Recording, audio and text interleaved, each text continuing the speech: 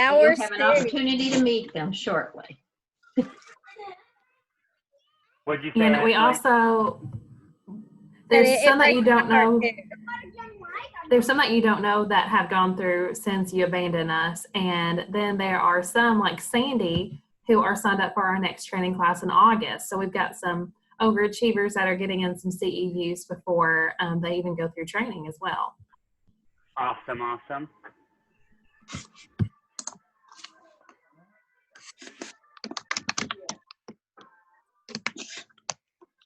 And Kathy, I didn't see her over there too. Welcome, Kathy. I think I'm on mute. There I go. Good morning. Good morning. Glad that you could join us. Good morning. Hi, Maku. Hi, Maku. Hi. Thank you all for the gift cards. Oh, you're welcome. Oh, Hope you and enjoyed them. thank you all very Love much them. for my birthday cards. I absolutely love them. Thank you, thank you. They are You're very awesome. welcome. While we're getting started, I'll just say that we accidentally had your birth date wrong in the computer, and it reflected that you were 2 years old, and we felt that was developmentally appropriate, so we considered leaving it. You should have. Yes, ma'am. Yes, ma'am. I've been actually, if I'm 2, I'm kind of disappointed that there wasn't crayons included.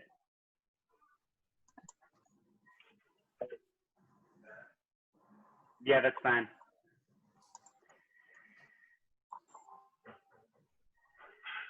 Okay, well, I think it's 11:02 by mine, so I'm going to go ahead and jump on. And Antoine, I facilitate most of these, so I'm going to ask you, I don't know what you were prepared for, but I'll ask you questions as we go. We have the chat box, again, for anyone new that's on today.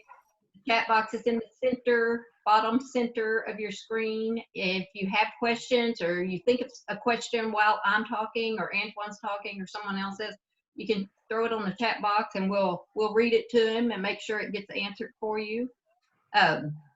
With that said, we want to welcome everyone again today. Thank you so much for taking time out of this gorgeous day. I know we didn't want to come in for it, but for those of you who were out, but glad you did. Glad you could make it with us. And today, our guest, we want to have a very special guest with us. He's the man, the myth, the legend, the one and only Antoine Smith Rouse. Hey, hey, Antoine. And many of you may already know Antoine. He's a former CASA employee prior to taking his current position at OCTC. Yes. And I'll give him an opportunity to talk about that here in a little bit, what he's currently doing. But in addition to all of that, he's also a coach for Weight Watchers. He is a very outspoken ally for the Black Lives Matters movement. He worked diligently on the fairness ordinance that was recently attempted to pass here in our area. And the biggest thing I think that he does is his passion and love for being a foster parent and an adoptive parent for children who needed a forever home. And part of that is, I don't know if you guys are aware, but UK has an actual office of foster and adoptive services that Antoine's a part of. He and his partner Jeremiah are the local representatives for an organization called ASK, which is Adoption Support for Kentucky. So I'm going to stop and let Antoine tell you a little bit about what ASK is, and then we'll keep going. Well, you guys, you're really good for my ego, okay? I just want to go ahead and let you know that. Like, I'm like, because I might hire you to just give that entrance every time I walk into a room, okay? I'm still striving to be the new Antoine. I said it from the beginning. So thank you all so much. She really, I don't have to introduce myself. She did a great job. So with ASK, stands for Adoption Support for Kentucky. My husband and I are the local adoption parent liaisons. So what that means is we provide one-on-one support for foster parents, and we also lead, I don't really like using the word lead, we facilitate foster and adoptive parent support groups and trainings. So similar to your all CEUs that you all have, foster parents, if you're an adoptive parent and you are considered a closed home, you have no training requirements, no form of you never have to speak to the state again if you didn't want to. But if you are a foster parent, you have ongoing training requirements, and they require so many of those training requirements to be in person, and so many of them are allowed to be online. Now, one of the great side effects of COVID-19 is they've all been allowed to be online for this short period of time. So we have here locally in Owensboro, we have two support groups, and we actually are changing the way that our changing the model a little bit of Ask here lately. The fact that before it was a 2-hour support group, and it was a 2-hour support group with training, and there was support woven in. So it wasn't just a straight training or a straight support. Well, now they've kind of gotten a little away from that, because what would happen is we would have foster parents who were there only for training hours. They didn't want to introduce themselves. They didn't want to have side conversation. They wanted the training material so they could sign their name and get their credit and be done. And then we also had foster parents who were really there just for the support. They didn't need the training hours. They had already hit their number of training hours that they needed for the year, and they were really there just because they wanted the support. So now what is happening, June is actually the first month where they separated those, and now we do 1-hour groups with, we have support only groups, and then we also have training only groups as well.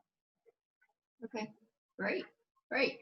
Well, as some of you know, I know we've got some brand new advocates or potential brand new advocates on, so you might not know, but as our regular advocates are aware, we work with foster families lots. And a lot of times we're asked questions that we really don't know how to answer. Can we direct those foster parenting questions to the Ask program? Most certainly, and I'm so glad you mentioned that. So there's been some conversation about the name, Adoption Support for Kentucky. It's kind of misleading, right? We deal, Sincere is next to me wanting me to open a toy for her. We deal more with foster parents than we do with actual adoptive parents. In the state of, most of it, in other states, you can't be a foster adopted family. You either have to say, we're here to foster and we're only going to foster, or we're here to adopt and we're only going to adopt. In the state of Kentucky, that's not the way. So there's actually been conversations of changing it to any support for Kentucky, because in addition to foster and adoptive parents, we also have started reaching out to fictive kin and relative caregivers who sometimes are in need of support more than foster homes, because foster homes have an R&C worker or a private agency, depending on if they foster through an agency or the state, where with, as you all know, those relative caregivers and those fictive kin givers, they don't have a dedicated worker just for them. So sometimes they don't have people to go to for their questions. So ultimately, regardless if you're a relative, fictive kin, foster, whatever, we're all on the same journey. So we're here for all of those individuals. Right. Okay. And was somebody saying something? I'm sorry. Okay, sorry, thought I cut somebody off there. I was just going to say, for those, would you kind of go into a little bit on relative as opposed to fictive kin and respite care for those of us who are on here that maybe don't understand the difference in all of that? Yes, and please at any time, if I don't know what you all know, so if I'm ever being too basic, you just say, there's actually these great buttons on the side where you can say go faster or go slower. So you just let me know. If I'm saying stuff you guys already know, you say, hey, go faster, we know that. So so obviously foster parents, most of us are familiar with what a foster parent is. With relative and fictive kin, that term, the role is basically the same. It just depends if you were actually blood or biologically related to the child versus not. So when you think of fictive kin, you can think of a family friend, a neighbor, a teacher, anything like that will take the child in. They don't have to be, if you have a pre-existing relationship with the child, you don't have to be a foster parent to take in a child anymore. And those different things are semi-relatively new. Before, you had to become a foster parent, or or the state would, or you could take the child, but there was no form of reimbursement, things like that. In the past, I've been a foster parent for 8 years. Yes, 8 years. And in the past 3 years, the foster system has changed drastically. And that term that has changed the foster system is RPPS, which stands for Reasonable, Prudent, and Parenting Strategies. So you kind of have a pre-RPPS world and a post-RPPS world. So pre-RPPS, you foster parent, a foster child could not spend the night at a friend's house unless that friend's parents had a background check. They couldn't ride on a four-wheeler. They couldn't shoot a gun. They couldn't any of those things. Post-RPPS, what RPPS said was, hey, we trust these foster parents to allow the children to live with them. So now we're going to trust their decision-making skills. So the need for respite, as Susan mentioned, has kind of changed throughout the years, because before, in order for a foster child to stay anywhere overnight, they had to be an actual foster parent, gone through all the same training. So the need for respite care providers was really high, because if you wanted as simple as a date night where you would let your biological, children go stay at grandma, you couldn't let your foster child stay with your parents unless your parents had went through the classes to become foster parents as well. So that has changed. Now a foster child can stay somewhere as long as if it's not over 24 hours with no form of training for that home or anything like that. So respite care providers previously were people, and you could provide respite if you were a full foster family, but there was people who say, I don't want long-term placements, like I don't want placements more than even 2 or 3 days. I'm just here to help and watch a kid while a family needs a weekend off, or if there's a medical emergency and they need a break. So we still have respite care providers, but that has kind of changed, because now you're able to use as a foster parent, you're able to use your same network that you would use for your biological children. Now, when you get into kids who are medically complex, it still has to be a foster parent who watches them overnight. But the rules that have laxed on that is, before, it had to be another medically complex home to watch a medically complex child overnight. And that has changed, that if it's less than 24 hours, it can just be any foster home. It doesn't have to be an actual medically complex foster home. Okay, great. I think one of the questions I had, and I have a lot of times, I currently am working with a case with a fictive kin who has taken the children and has had them for a while, and she is still being told that she cannot leave those children, even at the neighbor. They have a little child next door that plays over at her house all the time. She's being told she can't let the foster children go next door and play. She can't leave them with anyone. Even coming to court, she tried to let someone else sit with them and was told she could not. So she has had zero downtime since she took these children in. Is there a way we can, and she keeps asking, obviously, she talks to her advocate, her CASA advocate, and wants to know what her options are. How can we advocate better to make them aware of what their options are? So I would, one, side note, you can always refer them to myself or Jeremiah. Our cell phone numbers are probably easier to find than 911, I feel like. So don't ever hesitate giving out our number. We are there to be a resource. I would just I would have that person ask the social worker, what about RPPS? And I would just say, I was under the understanding that if it was under 24 hours, that was a decision that I could make, and just kind of see where that goes. Because she, and just so you know, not to cut you off, but she did do that and was told, as fictive kin, that doesn't apply. It only applies for foster parents. So she needed another resource, I guess, at that point. Yeah, so I'll do some digging into that, but I do not believe in SOP that the RPPS section states foster parent. I think it says caregiver, and therefore that would, so I'll do some digging and get back to you on that one, Susan, because I would be interested in that one. Yeah, that was just something I threw out there. Evan, I'm going to put you on the spot real quick, and if you're still there, and ask you a lot. Sorry, I realized you were eating right when I did that. I apologize. I waited for you to take a bite, and then I jumped on. Part of what we're trying to do here is alleviate some of the foster parent stressors that we deal with when they come to us.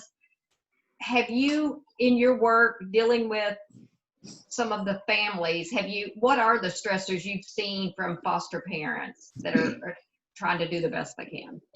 They're significant. One of the things I've experienced over the years is the sort of the lack of support, and it's almost the felt powerlessness from foster parents and affected kids and anyone who's caring for a child in the foster care system, because there's so many restraints that we have, and including this concept of, and Antoine, you might have some insight on this, of as a foster parent or someone who's taking care of a foster child, I cannot put my hands on them in a way that is in response to a behavior. So we can hug, they can sit on me, but if they are being a harm to themselves or others, I'm sort of at a loss of, I can't do anything because I've been told I cannot lay my hands on them. And the concept of laying their hands on them isn't just spanking. That's not necessarily what I hear, and that's not necessarily what people are talking about. It's more of stopping them from hurting themselves, stopping them from hurting other people, picking them up if they're young enough and putting them somewhere else, that kind of thing, because there's just no training in that. But behaviors are just as relevant for any regular child in a home versus a foster child in the home, except most children in foster care have experienced some sort of trauma, even if it is just being removed from their parents, and that's traumatic enough. So there's that need for that type of treatment. So the training for trauma-informed care, the understanding of the differences in children, their developmental levels, how to address needs, how to de-escalate, these are all different things that would benefit foster parents. Yes, so let me see, I'm trying to look and see. Okay, I think we're good on time. So story time, picture it, Sicily, no, I'm just kidding. Picture it, Columbia, Kentucky, 2011. I was a foster parent when I was 21 years old. That's the minimum age requirement for being a foster parent. My first placement was 18 years old, okay? I know you didn't think there was gonna be math involved today, but that's only a 3 years age difference. And then 2 to 3 weeks later, I got another placement of a 16-year-old. So here I was, 21 years old with an 18 and 16-year-old, both of which were level 5 children. We can kind of get into that in a little bit. Side note, that's just they in certain instances, they categorize the level of care the child requires on a number system. So that's the highest you can be as a 5. And they, very much as Evan said, all through training, you're told, do not put your hands on the children. Do not put your hands on the children. Do not put the hands on the children. So one night, the 18-year-old and the 16-year-old get into a fist fight. Okay? What do you think the very first thing I did was? Jumped right in there. Exactly. I separated them because the 18-year-old very much could have hurt the 16-year-old.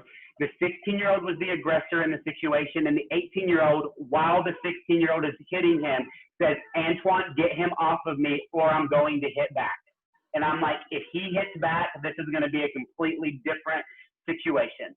So I pulled the 16-year-old off of the 18-year-old and separated them, had the 18-year-old go outside. I called, personally, we foster through a foster agency.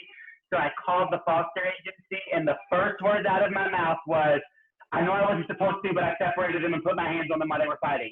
And they were like, what? Huh? What are you talking about? So I never wanted anyone to be able to say that I tried to hide that fact. I wanted to be as transparent as possible. And literally anyone that would, for the next week, the first words always out of my mouth was, I know I wasn't supposed to, but I separated them. So yeah, so it's very much just those things are kind of subconsciously always on your mind. I can't put my hands on this child, or what am I going to do? How would I handle this situation? So very much so when it comes to de-escalating. Unfortunately, and this is a safe space, and I'm a foster parent, and if I point a finger, there's always 3 fingers pointing back at me. The training that there's different, just like with everything, we know there's good and bad, right? So there's training all across the state. It's not streamlined. It's not the same trainer in every region. When you get into private agencies are responsible for their own training. So not every foster parent is trained in de-escalation strategies, and they're not trained to, talk a kid down and to really, with that trauma-informed care. So if you have a foster parent coming to you and they say, this kid has behaviors and I don't know how to handle them, it's possible that they really have never received training on how to handle those behaviors. So I've seen, I've witnessed with my own 2 eyes, foster parents at training, a kid acts out, and I'm like, oh, okay, that's the exact opposite of how you should have handled that situation. But, so if they come to you, kind of asking them, well, have you ever had, trauma-informed care? Would you be interested if I found some articles online on how to deal with those behaviors? Because a lot of times when someone's venting to you or is saying, I don't know how to handle this, it's because they really are wanting help. And unfortunately, sometimes, not all the time, and sometimes it's not even warranted, but sometimes, especially new foster parents, are afraid to go to a social worker and say, I don't know how to handle this behavior, because they're like, are they going to take the kid from me? Are they going to think that I can't do this, and then they're never going to place any other children with me? So sometimes, especially if there's a CASA in the home and you have a positive relationship with that foster parent, they may come to you about things that they are not going to their social worker about out of fear. Right. And I think that's part of what we're hoping to accomplish with today's Zoom social training with you is to educate our advocates and ourselves a little bit better. And even on the hands-off thing, I've told this story, but I have a brother that's also never been a parent himself, and at 50 decided to become a foster parent. He's single, unmarried, alone, and he took in a 6-year-old biracial child. He's Caucasian. He's never dealt with, quite frankly, biracial hair. And the little boy was taking a bath. And just to give you, I'm telling you this story because I want you to understand the stress that is involved with becoming a new foster parent and how to handle it. And I even at the time worked in the DCBS building. So of course I was always his go-to for any questions. But this little guy would suds up his hair every night and couldn't get the suds out, and would every night say, John, come help me wash my hair. And he did. And he just slipped, and he used that and mentioned it to the social worker during a visit. And she reprimanded him to no end and said, never again do you go into the bathroom with him and as an adult male with him undressed. And he thought nothing of it. And quite frankly, as a parent myself, I've helped my children in the bathroom till past the age of 6 at times. And I have that right and that freedom, and nobody's going to do anything about that with me and my biological children. So he was very upset about, he was just trying to help him. He's now adopted him, and he's everything's great, and he's 12 now and a wonderful addition to our family. But I just bring up that story because that's just one of the stressors that families that try to be foster parents endure. So I guess I'm asking, I know, Antoine, you and Jeremiah have been foster parents and adoptive parents to multiple children. I don't even know how many. What have been some of the stressors you've dealt with during that? Yeah, so and I guess I'm asking, where did you go prior to becoming the liaison for ASK? Yeah, so in Tina, definitely there's some great online trainings. One is Foster Club is a really good resource. I will go through my bookmarks because I bookmark everything, and I will send all that to Susan to send out to you all if she wants.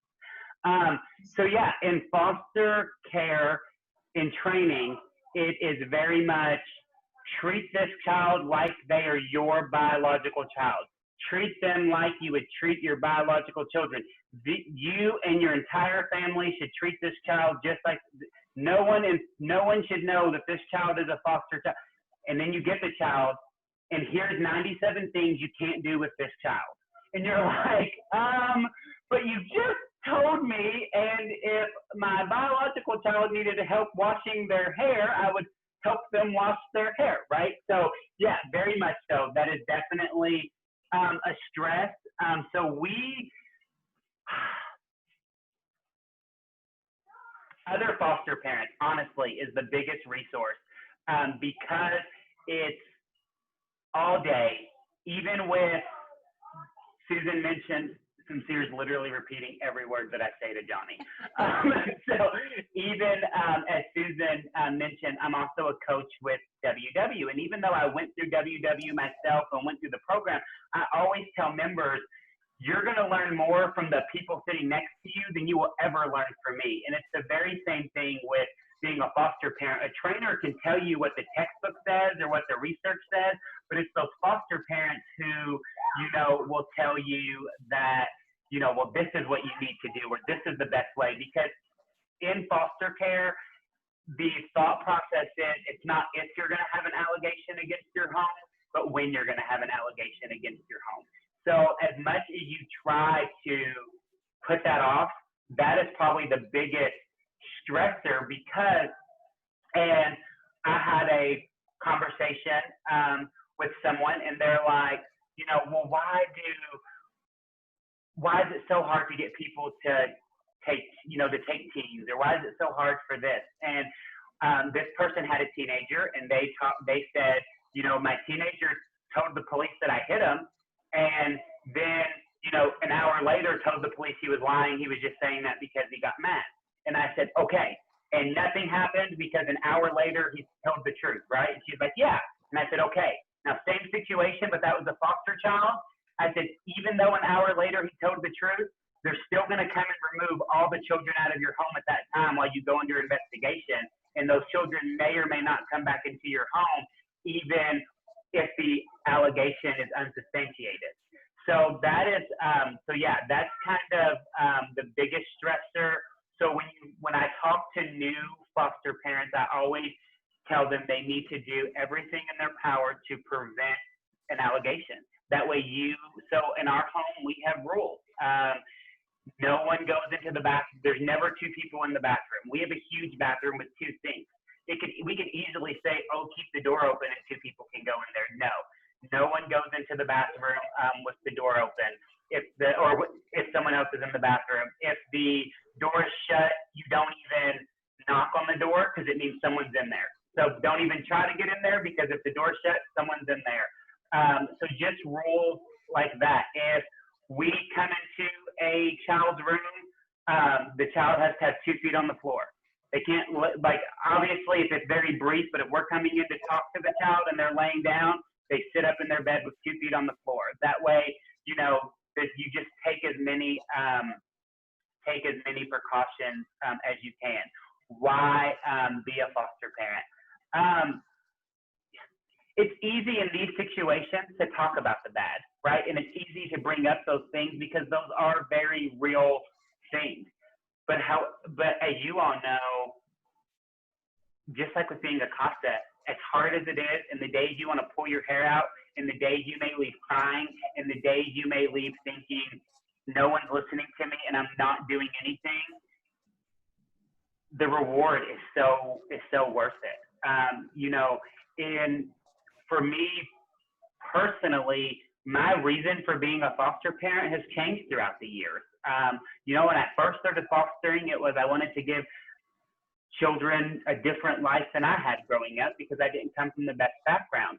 Then, as it has progressed, there's such a need for homes that are accepting of LGBTQ plus youth, because there's just across the state, there's not many homes, unfortunately. So now our reason for staying foster parents has kind of shifted. We, many times have said, after this adoption, I think we're gonna, we might close our home, we might be done with fostering. And then, 2 weeks later, they call us for a placement and they're like, this kid identifies as LGBTQ plus, and we have nowhere else, we have no place to put them because it is affirming. So, so for us, it's just to help rewrite a kid's story. And also realizing at the same time, just like with CASA, how do I want to say it? We definitely help sharpen the pencil, but we're not writing their story for them. So it's still up to them to write the story the way they want it to be. And that's kind of the for me, plot twist, shocker, right? I like to be in control of things. So it's easy for me to tell, especially when our teenagers are looking at college, to say, this is what you need to do, and this is how you're going to do it, and this or that. But, just being there to guide them and not try to control them. And I think that, especially when we're being advocates, sometimes it's so easy to advocate for what we think is important for the child, and to that child, that may not be what's important. And it's always just remembering to keep it child focused. Right. So Okay. I have a question quickly for Antoine. Go ahead, Bina. Or I can ask him at OCTC. How is that? Now, go ahead. Go ahead. Okay. I didn't want to change the subject, but we talked about not do this to the child. Address the child labor. Some foster parents might put the child through, doing the laundry, doing the lawn work, and so on. And all of those are parts of growing up. But at what point you would say it is excessive, and how careful we need to be with that kind of assignment for the child? I'm talking about that's a tough one, because what is acceptable even in the city limits of Owensboro for yard work probably looks different for those who live out in Davis County on a farm, right? So I think for me, it's very much, I'm not going to ask my children to do anything that I'm not willing to do, or I'm not going to do with them. If it's a hot day and I'm asking them, we don't mow the lawn, we pay someone to do that. But if I'm asking them to mow the lawn on 100-degree weather day, you better believe I'm going to be out there pulling the weeds while they're doing it too, right? So it's so that, in my opinion, as a CASA, if you ever feel like, hey, like, this child tells me that they make them do yard work for 9 hours a day, and they can only come in after everything's done, and what meal they get, depends on how hard they worked, or anything like that. Go to your advocate supervisor, who will go to Rosemary, who ultimately, I know Rosemary will make the correct report, because you always want to be over cautious than under cautious, because unfortunately, not every foster home is a good home, and that's just what it is. Just like there's great teachers and bad teachers, and great social workers and bad social workers, and great this and bad this. It's the same with foster parents as well. I'm going to jump back. We overlooked Tina had, and it said Antoine or Casa, but I'm going to throw it at Evan again. Can you say, just based on Antoine's story about his foster youth that had a physical altercation and him having to separate them, can you suggest a solid, basic online video training for de-escalation of that type of situation? Well, safety crisis management, which is taught in schools, which is taught in, which is used in River Valley, which does do physical restraints, but the reality of the situation that people don't really recognize the fact that with safety crisis management, which you can look up yourself, as JKM is the people that create it, the more than half of the content is about de-escalation, about understanding behaviors, about understanding trauma. And it's supposed to be where you use all other means to your disposal before you even think about intervening in a physical situation. What Antoine did was what would have to happen in any given situation. You can't prepare for everything, and behaviors rapidly increase quickly. So, online, not necessarily, but just something that's de-escalation. And I can give information regarding safety crisis management. I was a trainer in it for a long time, and just the de-escalation strategies. Myself, while working with the kids in the hospital, I used a kneeling pad simply just to have, in case a kid does become aggressive. I don't have to respond. I don't have to protect myself in the sense of using my own arms. I just have that pad in front of us, depending on the situation. But that was a hard one to get through, to be able to train other people. Maybe we can in the future. Maybe we can in the future have you another one of our Zooms with you as the host and do a safety crisis management if you're most open definitely. to that. Okay. Most great. definitely. And there's all the things that we can do. And I would always hope that, as Antoine said, the foster people, the agencies don't necessarily all train the same way. And that's something that could definitely be some advocacy that we could do in standard trainings. Right. And with that said, Antoine, I know you jumped off. I hope you can still hear me. Nope, I'm here. I'm kind of embarrassed and impressed that I was able to eat 3 eggs in the time that Evan was talking. So thank you, Evan. I appreciate it. That is impressive. Do you mind discussing, for those who might not know, the differences between a private foster care agency and the state foster care agency? Because I think a lot of times we just label foster care, and if you're not in the system or haven't been a social worker, you don't understand that. So yes, and just keep in mind, as with most things, when I'm speaking one for my experience. This is mostly what I can speak to, but 2, Kentucky in general. So foster care looks very different from state to state. There's some states that are completely private, and there's no state foster homes. There's other states that don't have private agencies at all, and it's all state. And then there's states like Kentucky that have both. So I'm going to tell you by definition what a private agency is, and then I'm going to tell you how private agencies are actually utilized. So by definition for the state of Kentucky, private agencies, you may also hear it referred to as PCCs or PCPs, they are therapeutic. In the state of Kentucky, they're all therapeutic agencies, meaning that the child, you either have a basic needs child, or you have a child who's therapeutic, or you may hear it called Care Plus. The state does have some therapeutic homes, and the state calls them Care Plus homes. So when you hear the term therapeutic or Care Plus, those are interchangeable. They mean practically the same thing.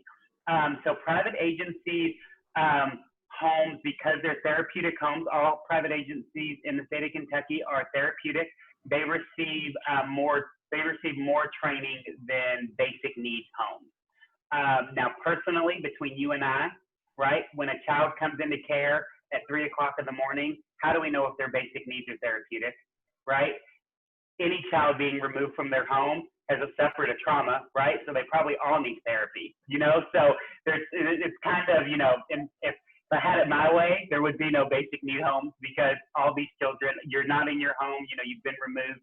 Even if you were, even if you're removed because your parents are in the hospital and you never went through any abuse or neglect, that's still a trauma. You're still not with your parents, right? So anyways, so with therapeutic agencies, there are the homes receive more training. All children, regardless if they are a private agency or state home, all children have a state social worker. So that does not change, because all of the children come from the state. They all have a state social worker. Now, you heard me refer to earlier when I said that fictive kin and relative caregivers don't have an RNC worker. That stands for recruitment and certification worker. That is the worker for the foster parent. So when you're with the state, you have an RNC worker. When you're with a private agency, you do not have an RNC worker. Your agency takes the place of that RNC worker. You get your agency is the one that recruits and certifies.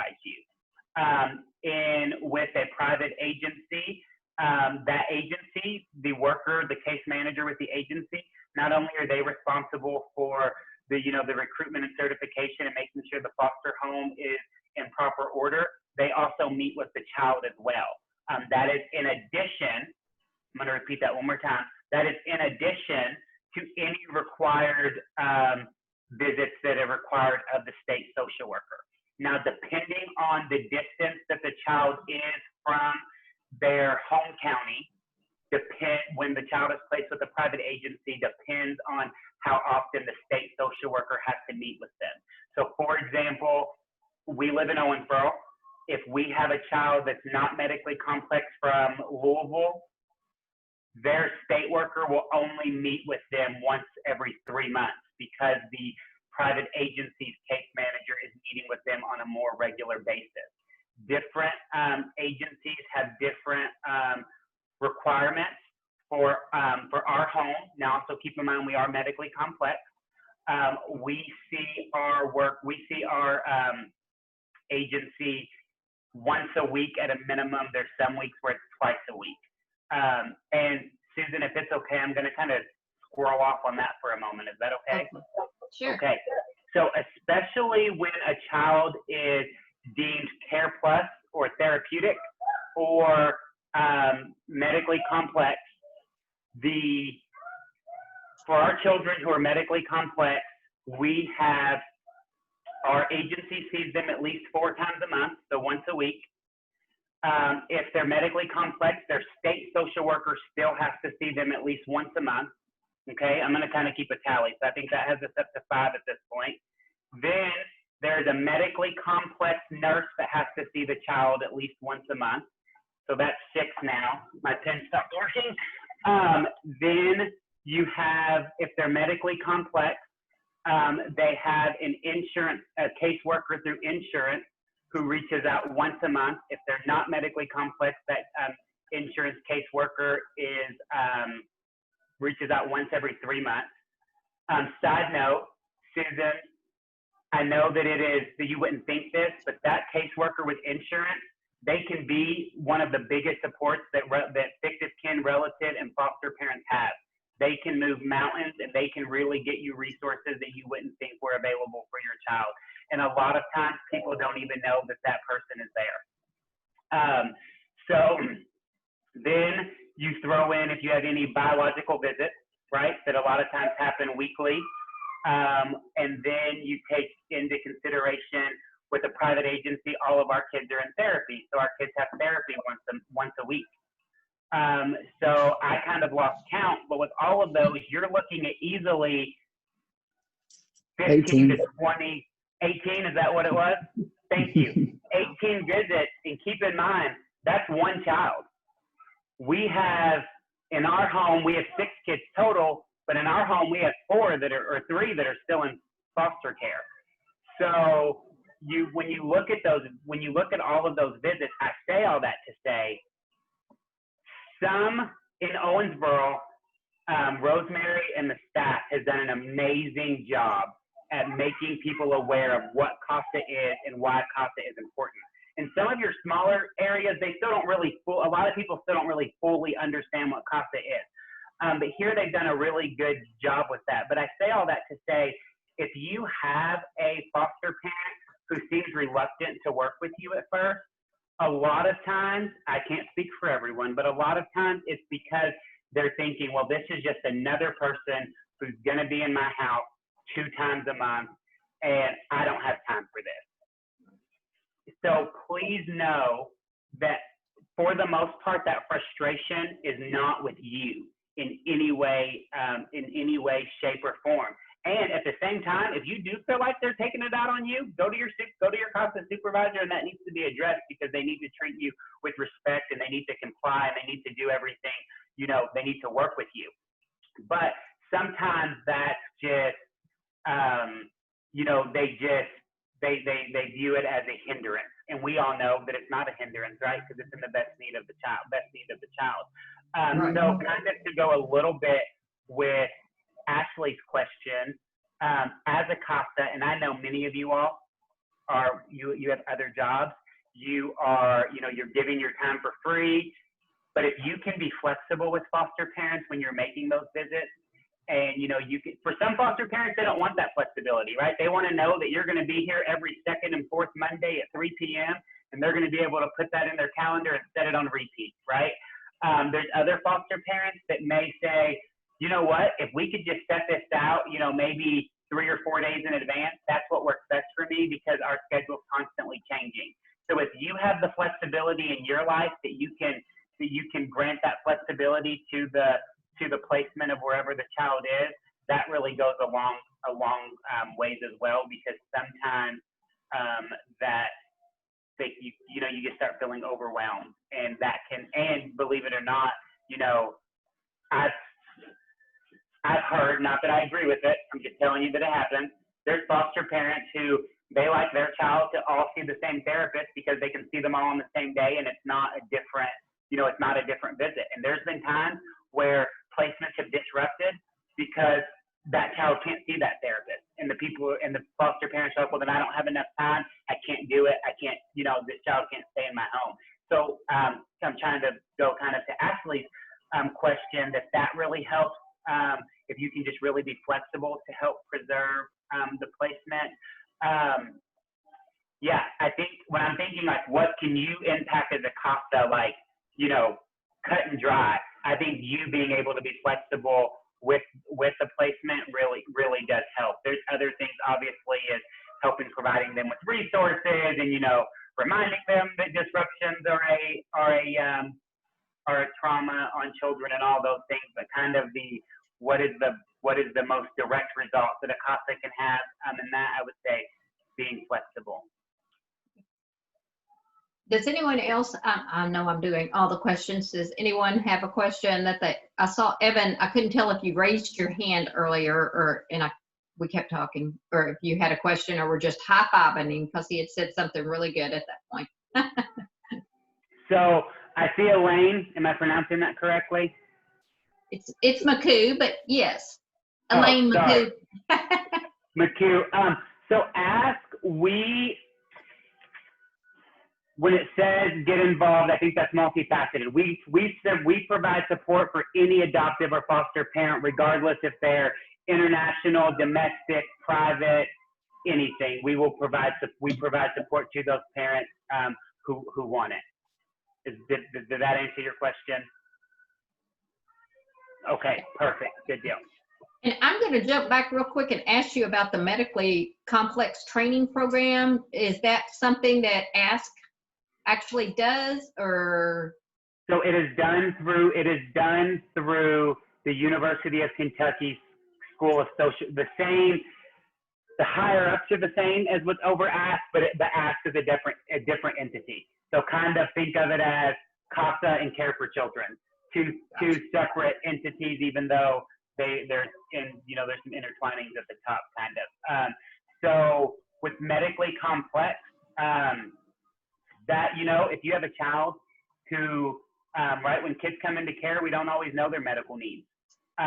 So if you have a child who has a medical need and the foster parents are like, I don't know if I can be medically complex. I don't know if I can do that. It's not as scary as it sounds. And please put those people in contact with us, because we've been medically complex for 6 years now. And there's definitely a need for medically complex foster families. And I will say that, in my opinion, and I'm a medically complex foster home, so I'm probably a little bit biased, but in my opinion, medically complex foster homes are probably the homes that need the most support. They're the ones that can feel most isolated, because, plot twist, in-person trainings outside of ASK don't require childcare. So you're giving these people children and saying, very much like Susan said, hey, no one can watch this child except you, but, you also have to go to this training. The child can't come with you because we're going to discuss sensitive topics, but we don't have anyone to watch the child for you. But if you don't get this training done, we're going to take the child out of your home because you didn't meet the requirements.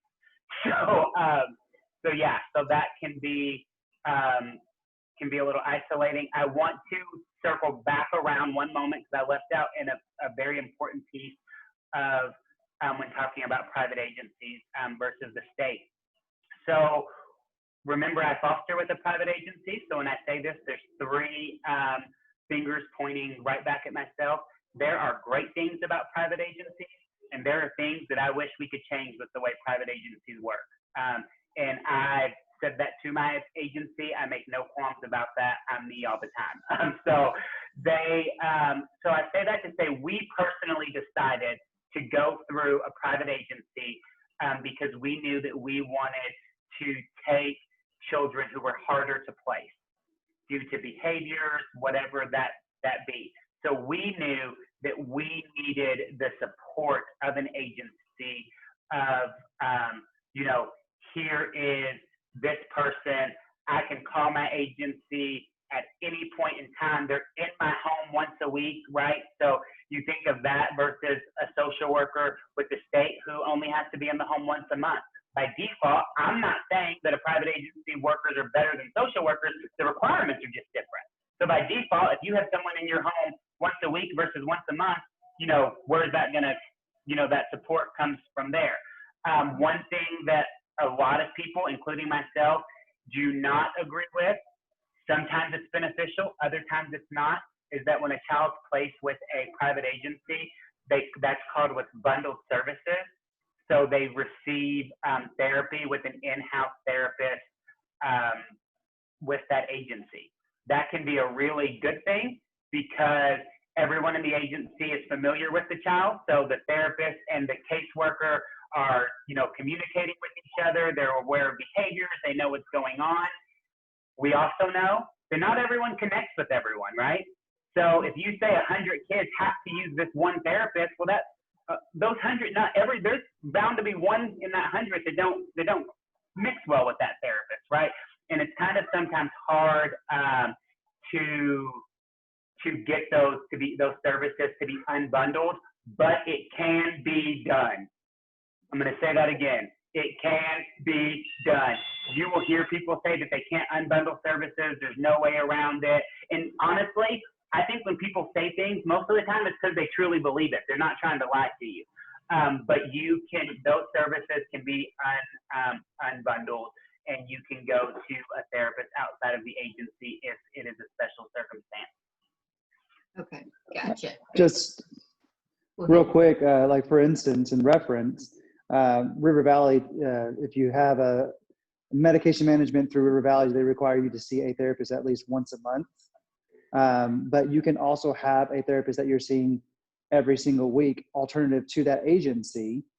Insurance will provide for a lot of things, just knowing the know-how of what that is and what they can provide for. Right. And I think if you guys notice on the chat box again, the professional who can, to quote Antoine, move mountains, and that's the child's insurance provider has a case manager that if you can reach out to your case manager, and most of us aren't aware that that person even exists, but they are a huge resource. So make sure you keep that in mind, or talk to your supervisor at CASA and find out how you can go about figuring out who that person is if you need to. Yeah, we have ours on speed dial, like legit. Like I've been in the doctor's office and the doctor's like, this is being denied. And I'm like, give me a second. I call her and she's like, have them rerun it. And they're like, how do I get one of those? They're like, I've never seen that happen before. Hey, Evan, do you work at River Valley? I used to. I work at True North Treatment Center. Oh, okay. So with River Valley, they used to, because it's been a while since we had a new child. But River Valley has an agreement with most, if not all, of the private agencies that they only have to see their therapist one time ever for med management, and it's that very first time. They don't make them see the therapist on an ongoing basis. I think that has changed. Okay. I don't know if it's once a month or once every 3 months, but I'm fairly certain at this point that if you do see a medication provider through River Valley, they will require that you see a therapist at least at some sort of frequency. Okay. Do any of you all currently have any cases that you would like to ask Antoine about? Any issues with foster parents or questions foster parents may be having? You can just unmute and ask if you do. No. Okay. I currently have a case myself, Antoine, that I'm working with a medically fragile child who was placed with fictive kin, relative placement, grandmother, and he has a G-tube, J-tube, both. I don't know if that's separate. I'm not that familiar with it, but I think it is. And they require grandmother to go to Vanderbilt the day they allowed her to have her grandson back to receive training on the G-tube. But I don't guess she's had any other type of training. Is that normal if they're a fictive kin placement? Are they supposed to have the entire medically fragile training? No. No, they get the child specific training. If we're being completely honest with each other, the medically complex training would not really, especially the initial medically complex training. You have initial and then you have ongoing each year. The initial medically complex training would not really be beneficial for fictive kin because it's more about paperwork and what do you have to submit, what form do you use for this, for that. And I'm going to assume, I could be wrong, but they probably don't have that requirement for all that paperwork with fictive kin. But they do receive child-specific training, which is why they made her go to Vanderbilt. And that's very much the same, even with a foster home, even though we go to ongoing training each year, which talks about, the ongoing training is really beneficial. It talks about different conditions and most common conditions and things like that. But we have to have child-specific training and a doctor sign off that we understand the child's needs for every medically complex placement. Well, we're coming up on the hour, and I didn't want to jump off here without giving Antoine an opportunity to discuss what he's currently doing at OCTC. Yes. And Dr. Salon's on here, so now I feel like, I'm on the spot and I have to make sure I choose my words wisely and all of this thing. No, but with, I didn't mean for her to get off. Oh no, I thought my screen moved. I thought Dr. Salon left. I was like, no, I didn't want her to leave. So with, what I do at OCTC is I work with our Workforce Solutions Department for a lot of our work and learn programs and our technical programs. However, most basic for this manner, I'm a success coach. What that means is I make sure our students are successful. We have success coaches on main campus as well that are extremely helpful and for more of your traditional academic programs. But on the Workforce Solutions side, we are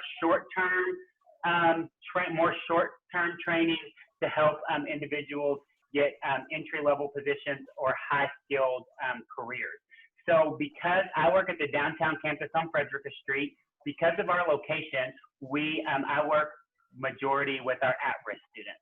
So we've had kids come to us, students, I probably shouldn't call them kids, some of them are older than me even. We have students that come to us that may be living in their cars, may not be able to pay their electric bill, all these different things. And what we know, right, is Maslow's needs have to be met before educational needs. Because of the hierarchy of needs, basic needs have to be met before educational needs. At a high school and elementary school level, we've done a really good job as a society realizing that, right? And really bridging those gaps. We have family resource coordinators. Some schools have, social workers on staff, therapists, but then kind of at the college level, it's like, okay, you're an adult now, go be free, do everything that you need to do, right? Well, OCTC has really done a great job at identifying that the requirement of your basic needs to be met does not change just because you're now in college. So we have an OCTC foundation where we help students get grants to pay for their rent, to pay for gas to get to and from class. We have a food pantry on campus. So you can really, a lot of times, it's just because I do, so much in the foster system, people will send kids who are aging out of the system to me because they get to go to school for free, depending on depending on when they were in care, kind of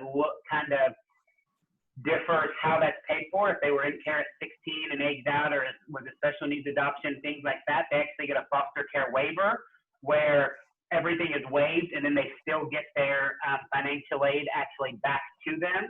Or if they were in care at any point in time, they may not get that the educational waiver, but they still are full financial aid at that point. So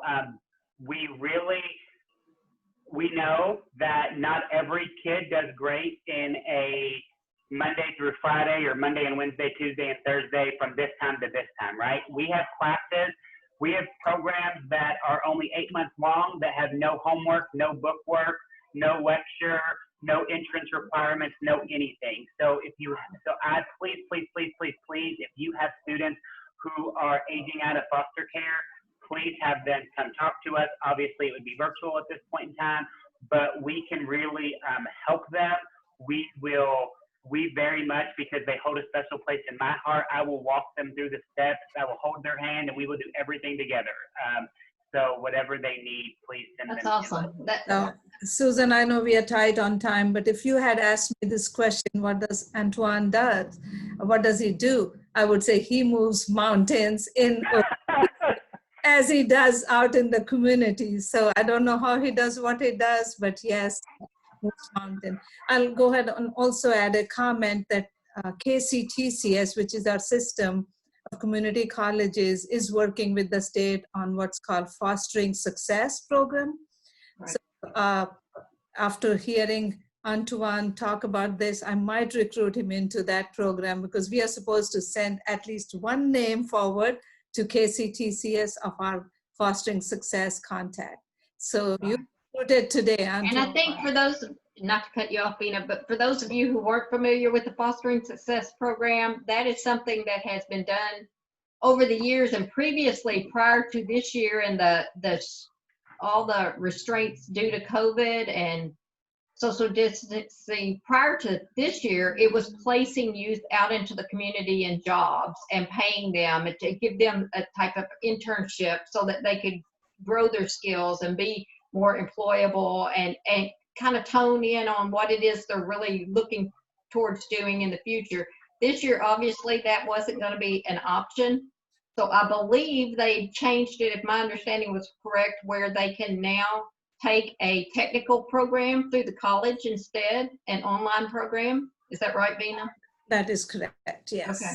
Yeah, so if you have youth that you've worked with that are close to or have graduated or need something like that, they qualify for that. I believe anywhere from 17 through, it used to be 23. It may have changed, I don't know. But it's a wonderful, wonderful program. So if you're dealing with youth and you need more information on that, reach out to your supervisor or reach out to Antoine, because he's going to be in charge of that. Just kidding. Send it on, Bina. I would be honored. So You just got a new job today, see? There you go. All right, guys, if anyone has any more questions, now's the time. Otherwise, I'm going to let everybody get back to what they were doing on this gorgeous day. Anyone? All right. Well, thank you all so much. Antoine, we cannot thank you enough. We know your time is so crucial, and we appreciate it so much that you've joined us, and I think you've enlightened many of us. Wilfred, did you have a question, or are you just waving? No, that's hand clap. Happy All right. Thank you guys so much. We'll see you again soon. Thank you, Susan.